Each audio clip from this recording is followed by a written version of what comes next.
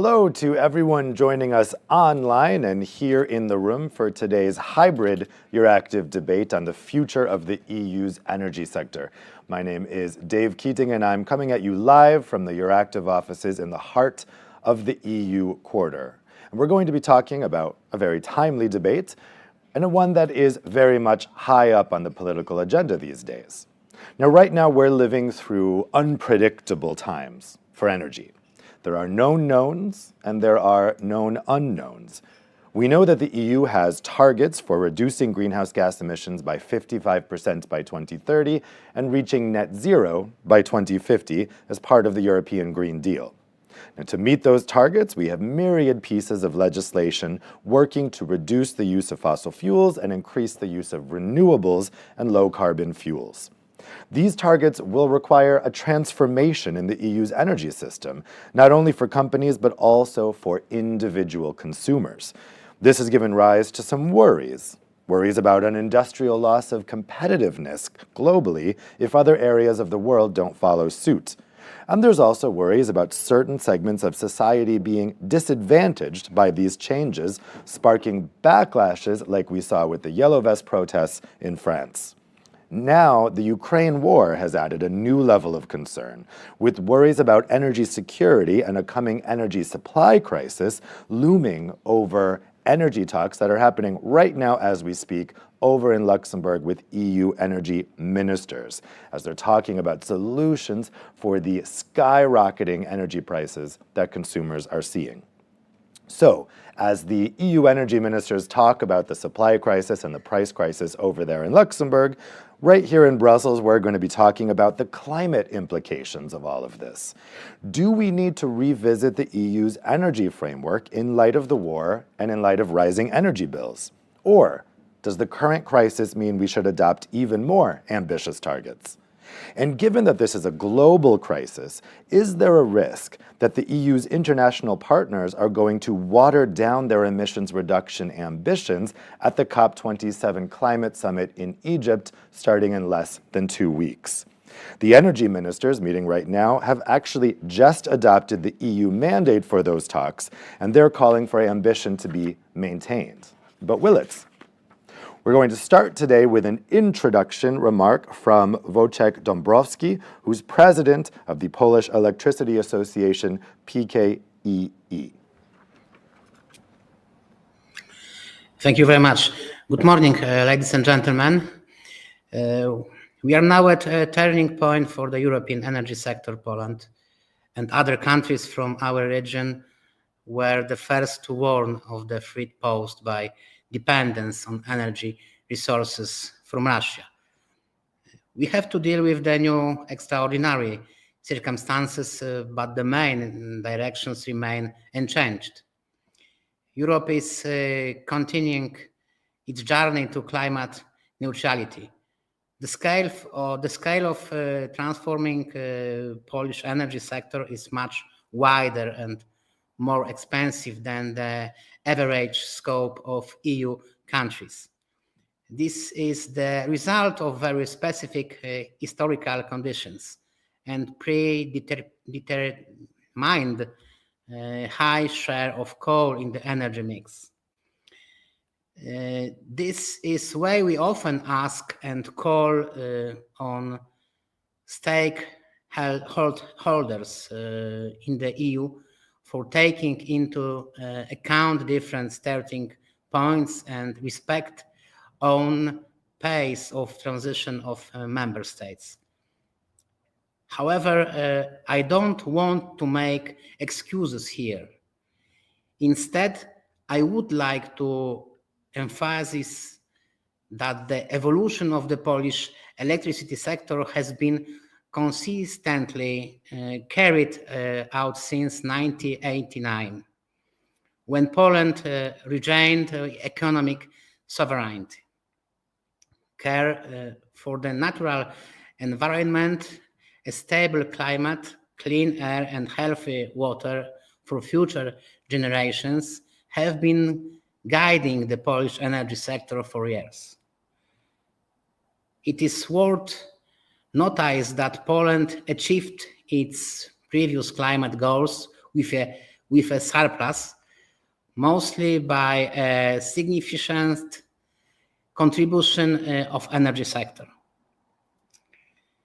The development of renewable energy sources is one of the key aspects of Poland's energy transformation, supporting both the implementation of climate goals and the improvement of energy security. Poland's strategic plans are reflected in the strategies of the largest Polish energy groups, including PGE, whose strategy aims to achieve climate neutrality by 2050, which some significant increase in the share of renewable energy sources, such as wind farms or photovoltaics. In order to enable further development of renewables, it will be necessary to invest in electricity networks and in energy storage solutions. We have many innovative projects on these fields as well. Additionally, development of new areas such as offshore wind or nuclear technologies will initiate building up of the value chain for these sectors, which will support creation of new jobs and development of competences of Polish workers. This will support implementation of the just transition concept. The estimated costs of the energy transformation in Poland with regards to electricity, heating, and the necessary protective measures by 2030 may be up to 135 billion euros. Due to the scale of the challenges, investments related to the energy transformation can't be implemented only with the use of funds from energy groups and potential investors, but also requires support from national and EU funds. I'm glad that we can discuss during today's event about the future of the EU energy sector. I have no doubt that Europe is able to build a strong, independent, environmentally friendly and solidary energy sector, and Poland will play an important role in the process. I encourage you to read the newest report, Polish Energy Transition Path, prepared by the Polish Electricity Association in cooperation with the global company EY. I'm convinced that it allows you to better understand Polish circumstances, as well as learn more about our ambition plans for transition. I wish panelists a fruitful discussion which will be interesting for all participants of this event. We should all work on solutions that will enable us to emerge from the crisis and achieve our transformation goals. Thank you very much. Thanks very much, Mr. Dąbrowski. So next we're going to hear a report about the energy transition path in Poland. Before we get the presentation of that report, I'm curious to get you guys in the audience to know where you're starting from in terms of knowledge of what's come in the past. We're about to talk about the path for the future, but what's happened over the past 20 years. So we're first going to have a poll using Slido. Now, Slido is also the tool you guys are going to use to ask your questions, whether you're watching online or you're here in the room. On your chairs here in the room, there's a QR code that you can scan that will pull up Slido, and you can use it right now for this first poll. So if we can pull up that first poll question now, the question is, how much was the reduction of greenhouse gas emissions in electricity and heat generation in Poland from 1988 to 2020? So the options are 10, 20, 30, or more than 40%. While you guys are answering that, we're going to get the presentation, and we'll pull up your answers after that presentation. So let's go now to cross over virtually to Jakub Kosicharek, who's the Manager of Business Consulting and Business Transformation at EY Polska, who will present the report on the Polish energy transition path. Good morning, everyone. I have the pleasure to create and work on the report, which is subject to discussion today, together with my team here in Poland, in close collaboration with Polish Electricity Association. Can we have the slides on, please? Thank you. So as I said, we had the pleasure to work on the report. In the first slide, which we prepared, there is a table. There is a table of contents of the booklet that we prepared. However, what is worth mentioning is that the full report provides a comprehensive view on what is the current state of the Polish energy sector.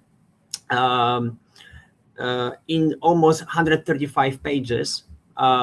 We try to be as concise as possible. However, the scale of issues and different topics to be reached somehow force us to produce such a document. But we would very much recommend you to have a look into the full report, as not only it gives you an insight on what is the regulatory framework on the global level, on the EU level, and on the Polish national level, but it gives you a summary of what already has been achieved, on what is the perspective for the next 10 years until 2030, what is the perspective on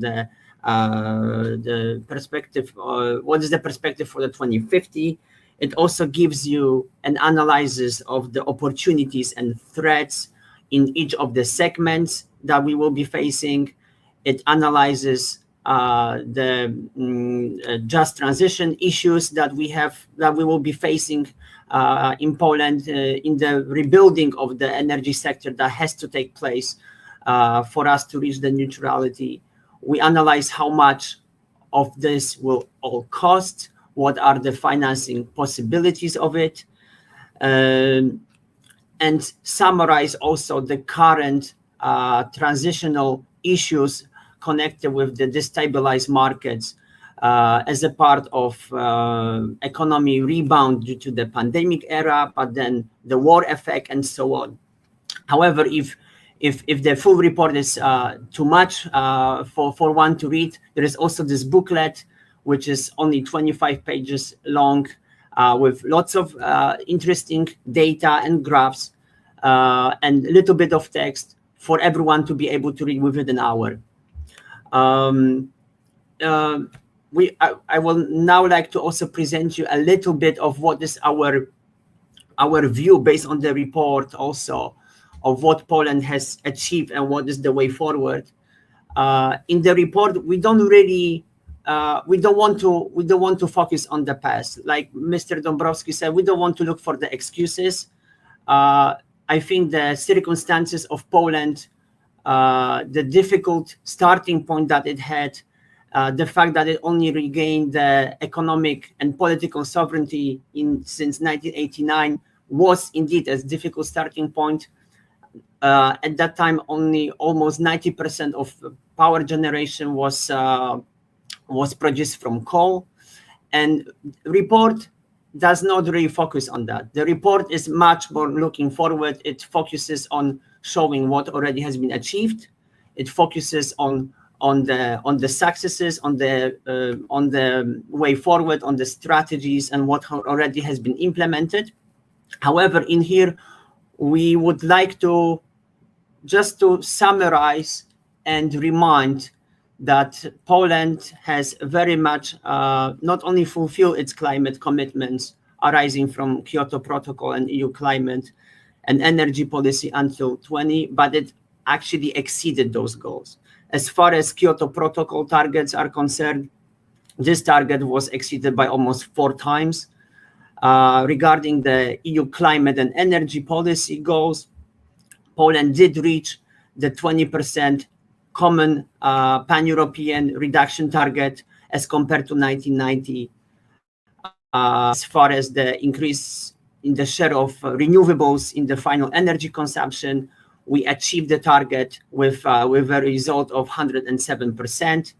And in terms of energy efficiency target, we did achieve the reduction in the primary energy in 99% of the target. And for the final energy savings, we achieved the target with a 10% margin. So it's very, very important from our perspective to remember that a lot has been done already, but looking at what is the way forward, that the challenges are even greater, and we feel that everyone here is making all the necessary commitments to do so. And this is on the next slide, we will see what is actually the main focus of the report. And the main focus of the report is this way forward. How do we see the challenges for the sector in the 2030 perspective? What is needed for the 2050 perspective? And there are different factors at play that we see. Obviously, this is only a very short summary of what is in the report. However, first element here, which is very important to mention, is the growing EU climate ambition. No one is discussing the necessity of it. Everyone understands that it's the only way forward for our climate, for our planet, to sustain the humanity. And in this regard, the CO2 reduction target has already been increased to 55%, but this ambition and these goals will be increased further. There is the Fit for 55 package in preparation and consultations, which most likely will increase the targets for the RES and efficiency even further. There is the REU Power initiative as well, which will further increase these targets and goals. And this will pose a significant needs for the transformation. And this transformation will have to take place with the great efforts and capital expenditures needed. In Polish context, however, there is because of this growing ambition and changing regulatory perspective on the climate change, there will be a significant need to change the generation structure of Polish energy sector. There is already a coal exit path approved by 2049 for the hard coal and for lignite by 2044. This will pose also significant challenges in the just transition for the regions affected. This should be understood not only by all the people employed in the power plants, which at the moment generate power from coal, as this consists of probably almost 70% of the power generation in Poland, but it also involves the regions where the coal is mined. It also involves the industry which support the mining, which support the delivery of the coal. This is a significant point to be taken into account. In the whole EU at the moment, there is almost 200,000 people employed in the sector of coal mining, and half of it is in Poland. So I think that this tells a lot about the scale of challenges. Also, like Mr. Dąbrowski already mentioned, the transformation will pose also a significant needs for the investment expenditures. Together with PKE, we estimated it to be over 135 billion euros for 2030. This not only includes the buildup of the new power generation capacities, mainly in renewables, but also nuclear, and other low emission technologies, but it also includes the needs for the district heating, the needs for the transmission and distribution expenditures, which at the moment could pose the most immediate, which show the most immediate needs for the investments. Also, this, and then there is the next point, that this whole transformation is now taking place in a very difficult conditions of destabilized commodities and destabilized markets. We've seen unprecedented price volatility and price levels, mainly due to the fact that the war in Ukraine started, but in fact, some of the elements of the market and instability of its construction we could have been observing for the last couple of years. This includes the ETS market. This includes a rapid increase of electricity prices at the end of 2021, when there was the rebound from the there was a rebound due to the of the economic activity after the post-pandemic era, and then the war exaggerated those problems even further. And at the end of August, we found ourselves in a position where the forward contracts for 2023 were valued at 400 euro per megawatt hour on the Polish power exchange. So this also gives an extra difficult context for the transformation and the plans of achieving the targets as in our way forward. And the last element, which I already briefly mentioned, is the just transition of the regions whose economies are based on the use of coal. Unfortunately, 90% of employees of employment connected with coal, hard coal mining, is in one region, which pose a significant difficulties in the transition, because if the transition is not done in the just way, the whole region may just collapse if not enough care and attention is being taken in its transition.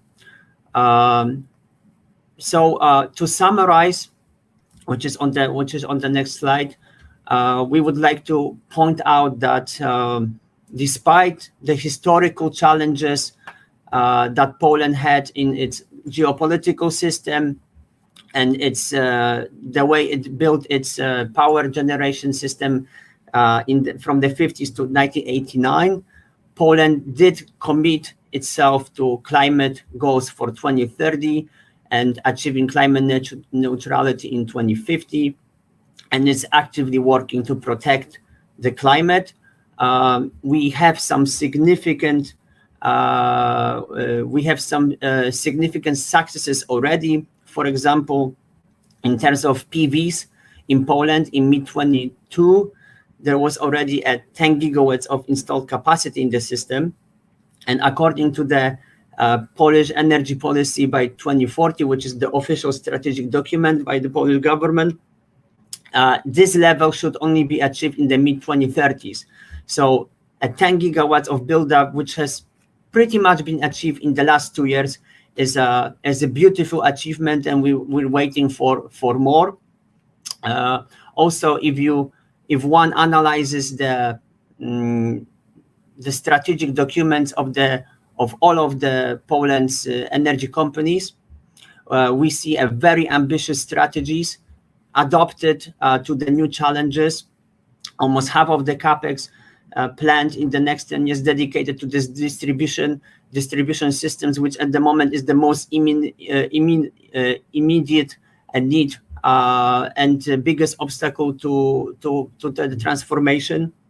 We also see some actions from the Polish government in creating the NABE agency, which is an agency which is planned to be set up by the end of the year. and it will aggregate all of the hard coal-based units from the energy companies in order to free them from the burden of having the coal assets in their portfolios, so that they can finance more renewables sources on the financial markets, which we see could be an obstacle if this step is not being done. Another significant example of real actions that are being taken in Poland is the planned merger of Orlen with Energa and Lotos. Energa and Lotos is already achieved. There could be a merger with the PNG, which is the biggest Poland's biggest natural gas extraction and trading company. This has a clear goal in mind of creating a big multi-energy entity, which will be able to push forward the transformation of energy sector in Poland by having enough scale and big enough assets to push the investments at even faster pace. And the last example is real life example is that Poland is now actively pursuing its strategy of implementing nuclear power plants, which are to be built up by the mid-2030s, of capacity up to 6 to 9 gigawatts, and is now a little bit also ahead of the plan with its ambitious offshore wind farms, which are planned for almost 11 gigawatts in the Baltic Sea. These two elements are also a key driver for the new energy system to have either low emission or no emission power generating units to replace the coal-fired power plants which are being operated at the moment. I think this will be it for the peak of the report, but we very much would like to encourage you to look into the report in details, as there are many interesting and hopefully eye-opening analyses in the report. Thank you very much. Thanks very much, Jakub. So now let's get the result of that poll question we had before. So we have, most of you said 30%, but in fact the answer is 40% according to the EY report, above 40% in fact. So let's now move on to the panel discussion. I'd like to introduce our panelists. We have two here in the room and two joining us remotely. So we have here next to me, Tsvetelina Penkova, Bulgarian center-left MEP and member of the Energy and Industry Committee. And we have Irina Kustova, research fellow on energy resources and climate change at the think tank, the Center for European Policy Studies. Then joining us online, we have Alberic Moncrenier, Director for Energy Mobility and Sustainability at the think tank, the Center on Regulation for Europe. And we have Paweł Kloch, who is Vice President of the Polish Electricity Association, PKEE. Thank you all so much for joining us. Tsvetelina, let's start with you. As we hear some of those figures, just in particular in the Polish case, what is your impression of the EU's energy future, and how do you think that the recent geopolitical events are going to affect that energy future for the EU? I will try to answer that question in 2 minutes, which is going to be quite challenging. Thank you, Dave, and thank you for having me here. It was very interesting to hear the data and some specific cases. Even though it might sound they were very specific for one member state, I have to say that probably the trends and the processes which is being presented today apply to many member states. I will start with a bit more wider picture, what we're doing at the EU level and where we're targeting our focuses in terms of all the discussions, debate and the upcoming legislations in the very near future and of course the short-term crisis measures and the funding. So I would say that we are looking at three main priorities at the moment. First, security of supply. Second, affordability of the prices for consumers. And third, energy independence, which is going to be achieved through a faster deployment of the renewable energy sources. You can rank them in terms of time horizons and priority, but we need energy, we need this to be affordable, and we need to become more independent in the medium and the long run. So the question for $1 million here is like how to achieve that, and what are we doing to get there. We've heard quite a few actually of the main aspects that were more or less touched upon by the previous speakers, and especially by Jakub in the last few remarks. So I'll start with that actually. When we're speaking about the security of supply, there are three main aspects. First of all, we need to find the right balance between renewable energy and base load power, because we need both. If we need to have a stable energy mix, we need both.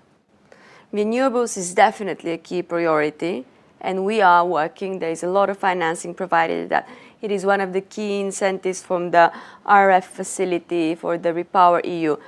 But we shouldn't be ignoring the base load power, because that's what gives security and balance in our energy system.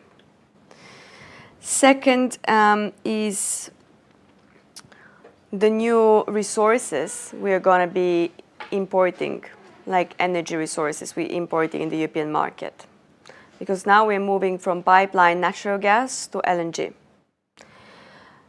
which requires an immediate change of the way the whole energy and electricity market in Europe is structured in terms of the indexes we're using to determine the price of the resource, the price of electricity. You know, there is a lot of development on that matter. It was just communicated by the European Commission last week in Strasbourg by Ms. von der Leyen, that there is a big reform coming up, and we're going to start step by step. But the first consideration is to see what are the new energy sources we're going to need on the market. This is more or less on the security of supply. Of course, each member state has the right to choose their energy mix. We have to be very clear on that. However, the common European policy we are having in place for that matter is the common purchases of gas for the entire EU. This has been a discussion and debate we've been having at least for 2 years, even more probably. But now we've understood that without that, we could not move forward. So, I mean, it guarantees the long-term contracts. It guarantees the kind of the reliance of the contracts we could achieve, and of course it guarantees better price, because let's be honest, until that point each one of the member states was competing to get better price at the global market where you have limited resources. This is a recipe for disaster for the whole European Union. And yes, some countries did manage to negotiate their contract at a better pace, better prices because of the bigger quantities they're using. However, if we're going to be speaking about stability of the whole EU energy market and about solidarity, we need to work as one union, even at the base of negotiating the prices and the quantities. I will just say a few words when we are talking about the prices for the consumers, because this is crucial. Here, of course, we have very short-term crisis measures like the caps of gas on the internal market, the caps on the electricity for the consumers and for the industry in each one of the member states. But it is important that this policy has been applied by a few member states at the beginning of this year, including the one I'm representing, Bulgaria, also Portugal and Spain, but they all had to have derogations to get to that. Now this is perceived as a short-term crisis measure in a policy to have a cap. Of course, the question here is, okay, you put a cap, but who is going to compensate for the difference between that cap and the actual price on the market? Because it cannot be only the government budget. It's not going to sustain, even for a few months. So that's why the controversial topic, I mean like a topic of debate, is the windfall taxes on the energy producers, like the extra profits they're generating given the situation now. yes, it is unpopular measure. It is short term, but we need it if we want to guarantee any stability. I'm sure we're going to speak about that a bit more in the future. And the final point I want to make, it also has been touched upon, to guarantee the security of the supply, to guarantee the stability, to guarantee that we have a base load energy power in Europe, we should not be ignoring the possibility of further exploring the domestic production in the European continent. Because that also gives us a bit of a perspective for the independence.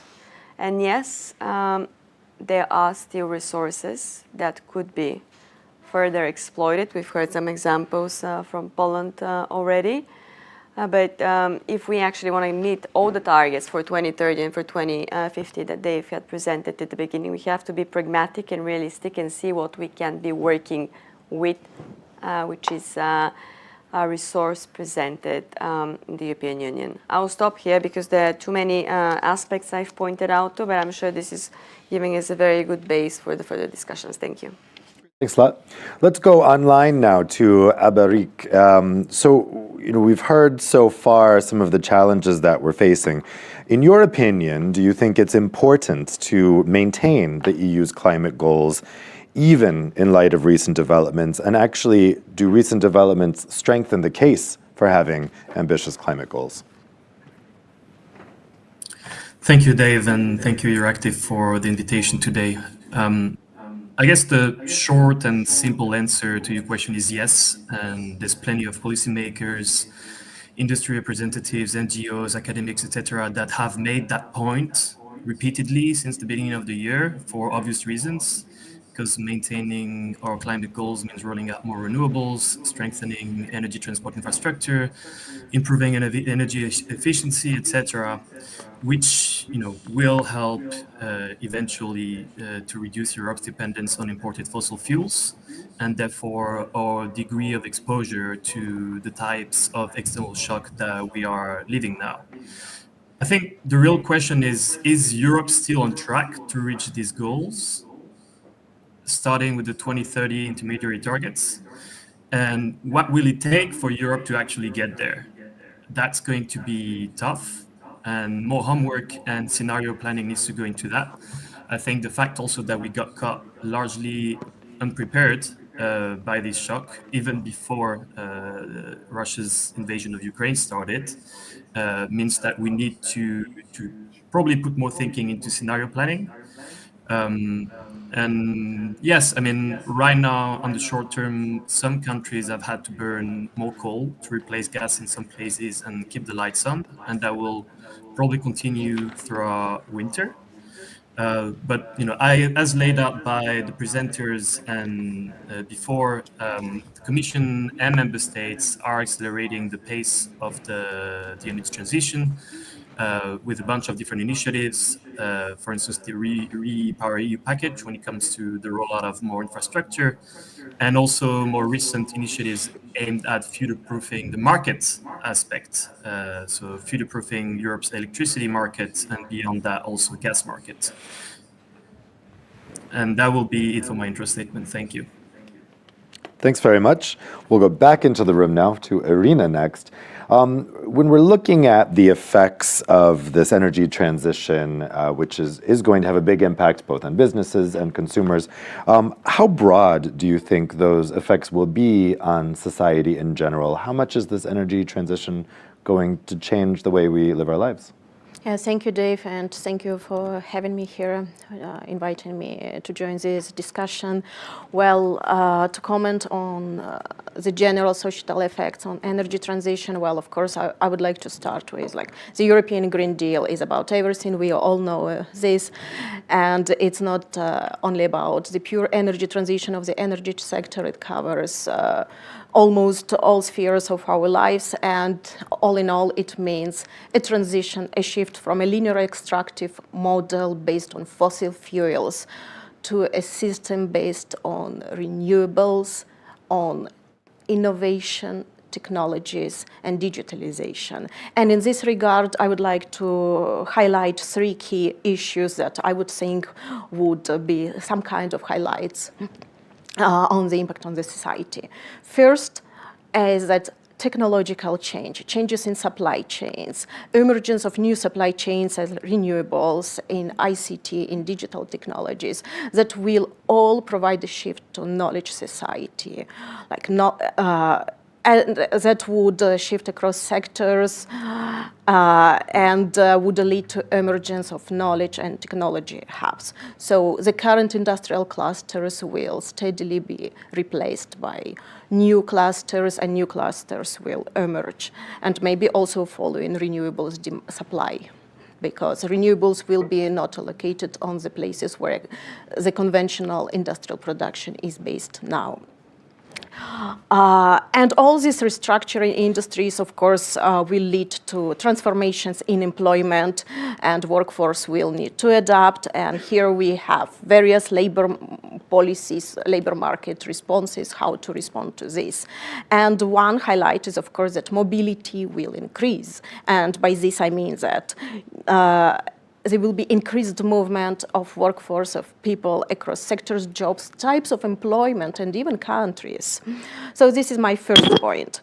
A second point is, well, demand-side measures are the key. We always hear that demand-side response will be crucial in a renewable-based system, energy system. And by this, what is crucial is citizens' empowerment and behavioral changes. Even currently in the energy crisis now, in the gas crisis now, what we are discussing gas demand reduction. And one of the key pillars is the reduction by the consumers, by final consumers.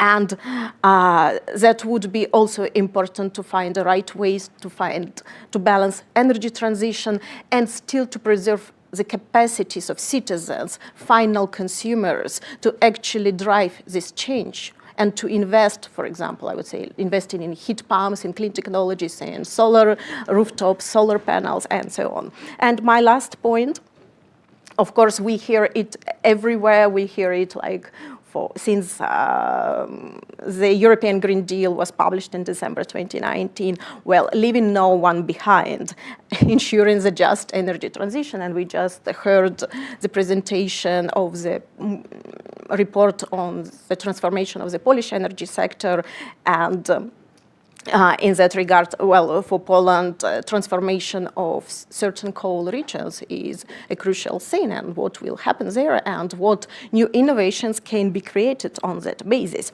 And in this regard, well, my question would be what sustainable welfare state, sustainable welfare system would look like.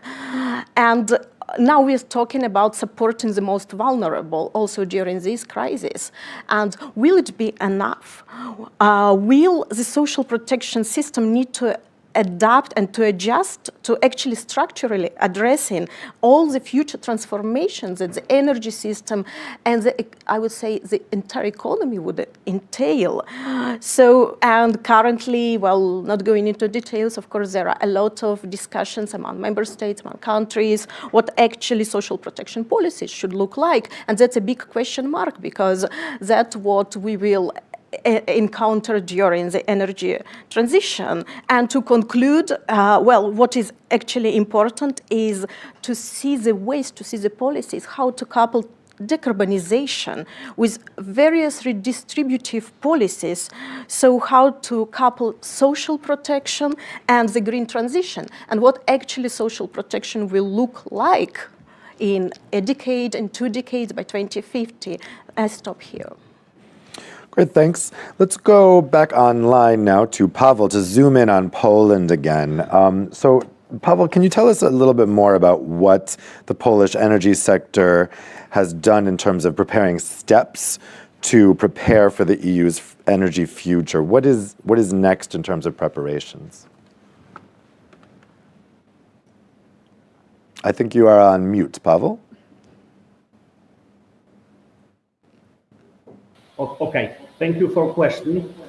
At first, I would like add a few reflections, because the exceptional situation in energy markets caused by Russia's invasion of Ukraine requires Europe to revise its energy transition plans. I mean that in a short-term perspective, the security of energy system is most important.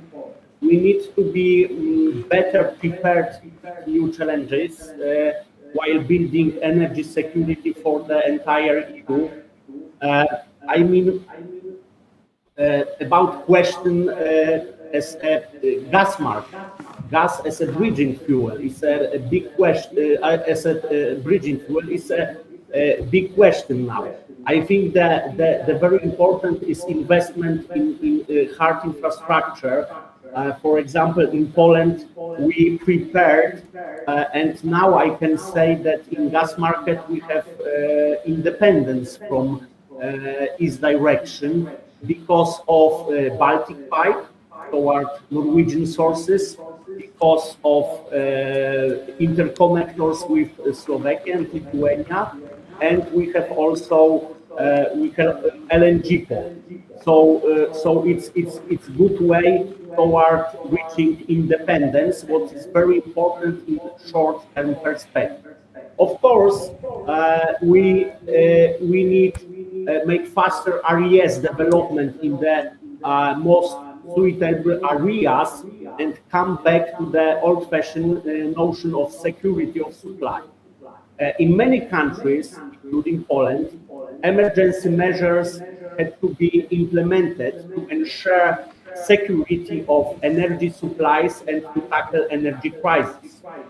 The current situation shows that there is no turning back from the road toward climate neutrality.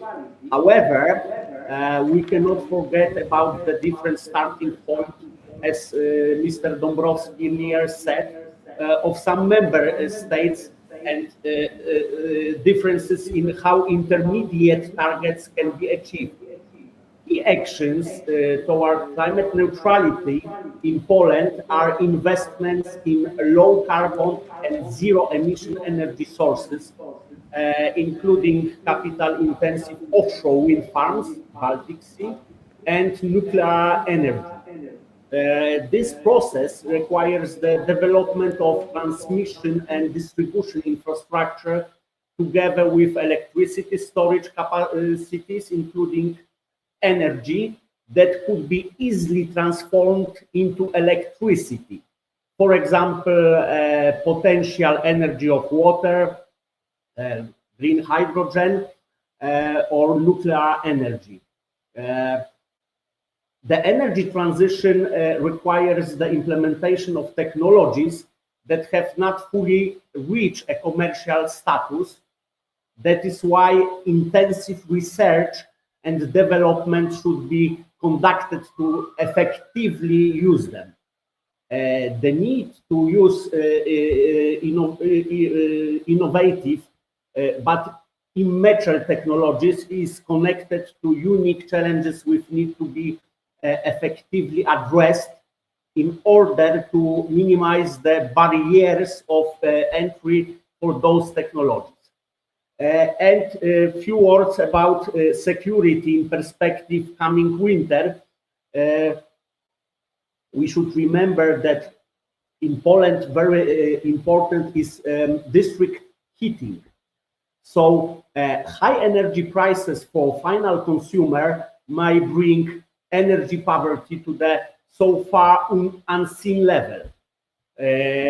Recognizing this as a serious threat, the EU and member states have taken various steps to tackle this issue. In Poland, the government has temporarily cut taxes on fuels and electricity, as well as introduce additional financial support for the most sensitive consumers to help them pay their energy bills, and provided the maximum price cap for electricity sold to selected groups of final users. In order to address the high energy prices issue in Poland, the government would freeze energy prices for households in 2023 in this year at this year's level up to a certain limit of usage. The additional support is for farmers and small and medium businesses. Poland will also spend 3.5 billion euros between 2022 and 2024 to help energy-intensive companies cope with surging gas and electricity prices. I think that social acceptance is a pillar of the just transition, so keeping energy prices at acceptable level must be a priority for accelerating the energy transition while maintaining the energy security. Further effective transformation of the energy sector requires the use of all available resources to stabilize electricity prices. Economic reason and increasing energy poverty could increase the risk of slowing down the energy transition process or even stop it. Thank you. Thanks very much. So we've had lots of questions come in from you guys here in the room and online. I'm going to go to those in just a second. But first, I did want to ask a question to Svetlana about what we've been talking about in terms of whether we should revise our targets in light of the sharp price increases that Europeans are facing, in light of the energy poverty that's going to be more and more of a concern. Do you think that the EU's 2030 and 2050 climate targets need to be revised or revisited in light of the geopolitical situation? In terms of targets, I definitely think we should keep them because they're designed precisely to be acting as a safeguards for situations like that. And like in the medium to long term, they're going to make us more resilient to any supply shocks. We have to be realistic and pragmatic, though, in terms of how to achieve those targets as well. So as we've already mentioned a couple of times, like it's a right balance between renewables, proper technological development and investing a bit more in that. Base load, here we also have to be very precise in terms of what could be developed as base load. The option of nuclear was voiced many times, and this has been a very wild discussion, I have to say, at the European institutions. However, with the decision from July this year, we're giving the green light for nuclear projects to receive more funding from the capital markets, which is one way to guarantee that some of the very low carbon solutions should still be part of the actual mix to be able to achieve those targets. And finally, I'm not sure if this was very clearly communicated so far. We see that we need to work a bit more on the connectivity within Europe, and I'm speaking about infrastructure. Two types. First is if we are going to be changing the reliance on different imports energy materials, like there is a lack of connectivity, for instance, for LNG at the moment, like terminals. You know, the south of Europe is not connected to the north at this point, especially when we're speaking about the southwest parts of Europe. This is one type of connectivity I'm emphasizing, but the second one is also a proper interconnectivity between, which is going to make possible the transformation of energy. Because when we're speaking about renewable sources, sometimes they are seasonally dependent. But here again, we have a very good geographical distribution and very different strengths of specific countries that could be used. So our goal should be to achieve the offshore wind from Denmark to be used for some of the Central and Eastern European countries whenever we don't have that, and the other way around, like the solar panel energy should be transferable to some of the Nordic parts, depending on the season. So connectivity in terms of the infrastructure to to share and move energy resources when it's needed, and connectivity in terms of interconnecting our electric grid. And we have a question from the audience on that subject of connectivity, which I'll come back to in a moment. But I wanted to go to Alberic also. In terms of what I was talking about in terms of energy poverty, the risks of energy poverty, the risks that we're facing for the coming months, what do you expect will be the effect on households? And similar question, I mean, do we need to revisit EU energy policy in light of the crisis that we're currently experiencing? So the last part of your question, I do think that we'll need to adapt because the cards have been redealt a little bit. That doesn't mean that we need to be less ambitious, but we need to be able to look at the current crisis, learn from it, and be able to project towards 2030, 2040, and 2050. There's obviously lots of lessons to be learned from the current episode, and that can help us build better going forward. The energy transition was never going to be easy, and it was never going to be cheap, right? So in the modeling that we did, for instance, over the past couple of years, we did project energy prices to increase on the way to net zero. Now, it was never, we never thought it was going to be as high as now, and now it's not. Prices are not high because of the transition, but because of another different external shock. But it is some sort of experiment that we're living, exacerbated scenario, like worst case scenario that we're living in.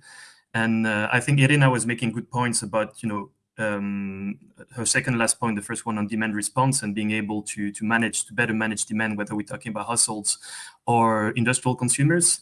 And her last point about the future of Europe's welfare system. So how do you finance? How do we deal with the economics aspects of the transition? How do we finance it?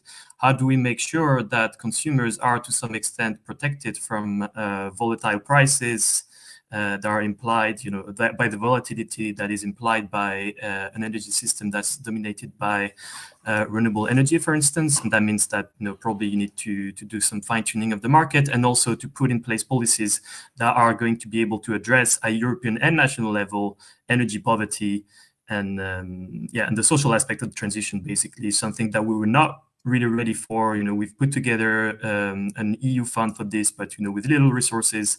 And over the very short term, the best measures to address this are probably targeted measures rather than helicopter money and blanket measures. EU national governments need to develop proper targeted measures to support their most vulnerable groups, most vulnerable citizens. And so these measures are actually, it's not easy to put in place, and that's why it's taking a bit of time. But that's what's going to be needed this winter to really support these consumers in light of increased prices. And last point again, and the next best thing that can be done is really trying and reduce the gas demand. That's the best lever that you have to deal with high gas prices. Reduce demand, and that's the best way to take prices down, and in turn reduce the bill for consumers. Again, that's not easy, and that means that tough choices have been made by governments this winter when it comes to managing the consumption for both households and industries. But that will be needed to get us through winter. Thank you. Great, thanks. So let's start with questions from the audience now. I'll take the first one from here in the room from Sanjeev Kumar. Irina, I'll put this question to you. The question is, the only target that counts is 100% renewable or zero carbon heating, cooling, and power before 2050. What Polish or EU policy support does the Polish power sector need to meet the demands of large-scale increases in RES heating, geothermal, ground and air heat pumps, low-medium temperature district heating? So we know that particularly with heat pumps, this is going to require a transformation of the electricity grids. From your perspective, what policy support is needed to make sure that the electricity system can handle these new renewable sources? Well, I think I will not be innovative or groundbreaking to say that, the key bottleneck, the key challenge and the key opportunity is electrification. storage and flexibility. If we speak about the energy system and electricity system, if we speak about heat pumps, we speak about a substantial, I'm speaking about the hardware system, of course. We're speaking about a substantial increase of electricity, and that electricity needs to be low carbon, what meaning renewable electricity. That leads us to the biggest question about how to uptake renewables, and that is also addressed in the REPowerEU. Permitting is the bottleneck, is the elephant in the room. So answering your question, first, of course, we need a lot of renewable electricity, and we need to deliver it. And if you go and check any reports on, for example, offshore wind, and today we discussed a bit offshore wind, and Poland is planning to have a significant uptake. But if we go to, say, like permits, regulatory frameworks are the key issues for solar, for onshore wind, for offshore wind. The second one is, of course, storage, and storage of electricity is a big unknown. We have various technological vectors. They are all, well, they are still to be future-proof and scalable, commercially available. So storage is the key issue for 100% renewable electricity system. And the last one is the flexibility of the system. The last point, Elena already mentioned that, well, we need base load, but we need also to cover the peak demand. And that's a big question, because so far, of course, we had natural gas, coal to some extent to balance the system, and what the system will look like in a decade, in 2 decades. So my answer would be this. Yeah, go ahead. May I just jump in, because Irina was actually quite explicit in touching upon all the important points. I would just add one more spin when we're speaking about specific regulations, and this also was mentioned, energy efficiency. Acceptive storage and saving, energy efficiency, and how we're going to achieve that is also key. Because currently in the Parliament, we're working on the Energy Efficiency Directive for buildings. Buildings being one of the biggest consumers of energy in Europe, like about 40%. So once we manage to achieve in the next, hopefully, 10 years, once we manage to achieve and have all those deep renovations, which would make our building stock more energy efficient, this would also have an impact on the question you've posed in terms of like, we're going to be consuming less energy in certain aspects, so we can divert that energy for instance, the electric charging stations for vehicles. So it's not necessarily correct to be assuming that, yes, the grid would have to be renovated and improved, but it's not necessarily true to be thinking that we're just going to be adding piles of electricity, increased capacity on the grid, because we're also working on reducing the consumption in some other specific areas. So it'll be a question about reallocating that electricity rather than adding to it. The grid that was posed, and it was part of the question, would need to be revised, because it's not going to sustain. But keep in mind that there is a lot being done in energy efficiency. So if we are like reducing the energy consumptions of building, yes, we're going to need more electricity to charge our vehicles, which is also the goal for the next 10 years. But the balance in terms of the more or less the total output we're going to need might stay more or less in line with what we have currently. Well, Pavel, in Poland, you'll be responsible for delivering this. What kind of policy support do you need to be able to integrate these new types of renewable heating? Could you repeat? Sorry, could you repeat? Types of policy support do you need to help integrate these new sources of renewable heating? We have here say that it's no alternative for coal in district. Only one alternative for coal in district heating system is gas. So maybe in the future it will be green hydrogen. Therefore, we need gas supplies for different direction in district heating systems. Now we invest in our energy companies like PGE, Tauron, Enea, and Energa in big photovoltaic programs and onshore installations. But the biggest investment in Poland now is offshore wind farms in Baltic Sea. The potential of Baltic Sea is huge. So I think that offshore wind farms, together with nuclear plants, will be in the future stabilize our energy system in Poland. As you know, our energy mix from historical and economical reasons is still based on traditional fossil fuels, I mean hard-fired coal and lignite, but due to investments, billions euros in RES, we change this energy mix all the time. The crucial is also distribution system because it's a base for development of RES in Poland. Thank you. Thanks. So I'd like to go to Alberic for the next question from the audience. It comes from Evan Bernardi, who's a master's student at KU Leuven. Question is, Poland and Norway recently inaugurated a pipeline connecting both countries. How can this new pipeline help Poland transition toward a net zero emissions economy? Does this new pipeline, obviously it's being very much focused on for energy security issues, but can it also help in decarbonization?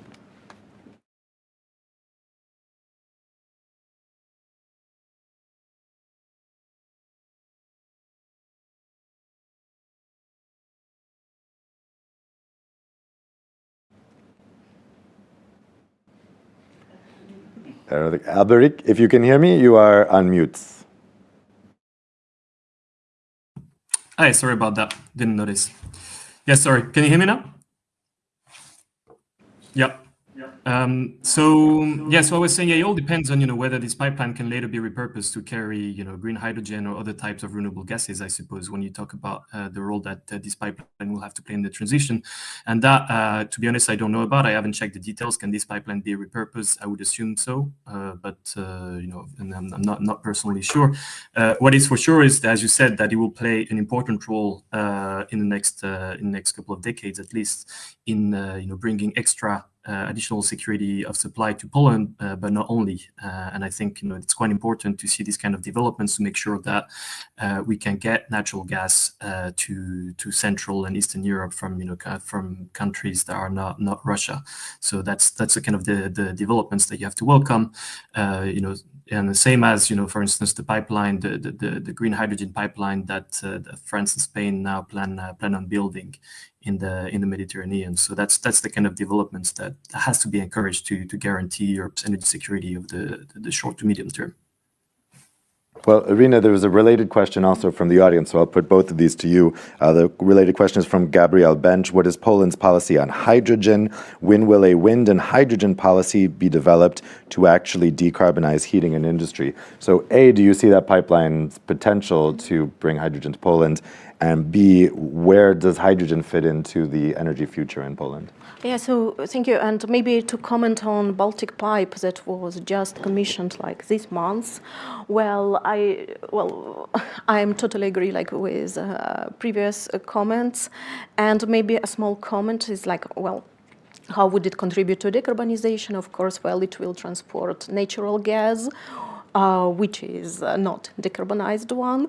But, if you look at the map and if you look at the entire gas system, the Baltic Pipe is crucial in actually redirecting the flows, because when the firm goal is to phase out Russian imports, supplies of natural gas imports, as soon as possible, it implies that the supply flows will need to be redirected partially from east to west, and they should be redirected from west to east.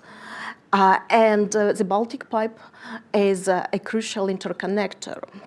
in this regard. And then if we go a bit down for like Poland-Slovakia interconnector, which was also completed, was commissioned just days, weeks ago, that means that this pipeline will provide savings in additional infrastructure, immediate needs for security of supply these days, these years, upcoming like winters. So to invest in natural gas, and that means also limited investments that need to be done in gas infrastructure, as the REPowerEU plan, for example, stipulates like around 10 billion euros around. For me, that's also a kind of a contribution to the decarbonization path, to avoid stranded assets and to complete also only the natural gas infrastructure that is essential and needed for the current needs and for the current geopolitical situation.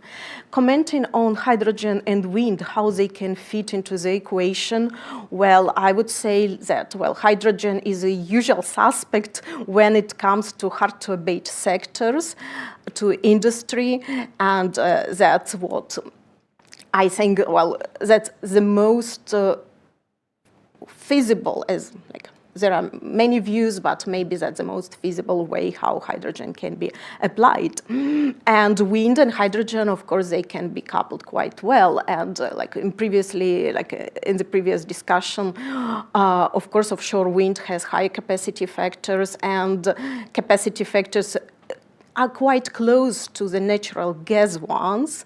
That means that offshore wind at certain conditions, under certain conditions, can be used as a base load power, of course with some limitations, but still it's quite close. And then we can have all various ideas, technological solutions, how to couple offshore wind with renewable hydrogen production. And that's quite a distant future. It's not an immediate solution. It's not the solution for next 5 years maybe. But this is something that I like to repeat. We need to think, not only to think, but to act now. If we would like to have some projects, some even demonstration units by 2030, we need to start now. So we have two questions for Pavel.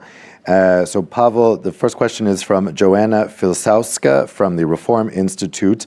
What would be an ambitious renewables target for 2030 of installed capacity in Poland? And related question from Natalie H. Are you in favor of increasing the EU's renewable target to 45% by 2030? Of course, all Polish energy groups have in our strategies reaching neutrality in 2050 and 65% in 2030. Therefore, we have huge investments in areas. Of course, we should remember about our energy mix, what is strictly connected with historical and economical reason, as I earlier said. So our path to reaching those goals should be different than, for example, West European countries. I think to better understand the Polish circumstances and learn more about our idea for successful transformation, I recommend you to read the newest report, Polish Energy Transition Path, prepared by the Polish Electricity Association in cooperation with the global company Ernst & Young. In that document, we present previous achievements, the scale of challenges, and plans for future in the context of energy transition. But I would reflect that in short-term perspective, the most important is security and energy independence. And in medium and long-term perspective, of course, we full agree green transition. We want reach all goals according to European plans. Thank you. Thanks very much. Well, that's about all the time we have for today's discussion. Some great questions coming from the audience. I'm sorry I wasn't able to get to all of them, but there's certainly a lot to discuss with this topic for sure. I want to thank our panelists both here in the room and also online for some really interesting contributions. And I think in particular what we've coalesced around is there's lots of different possibilities and there's different kind of short-term focus versus the long-term focus. But I think the area of agreement is certainly that the climate ambitions for the EU should be maintained in the big picture, even if they are kind of revisited about the specifics. But of course, that's an ongoing discussion here in Brussels. So thank you so much at home for spending your time with us. And thank you here in the room. For those of you here in the room, I invite you to the reception outside, the networking event. And for those of you watching at home, I wish you an excellent rest of your afternoon. Take care.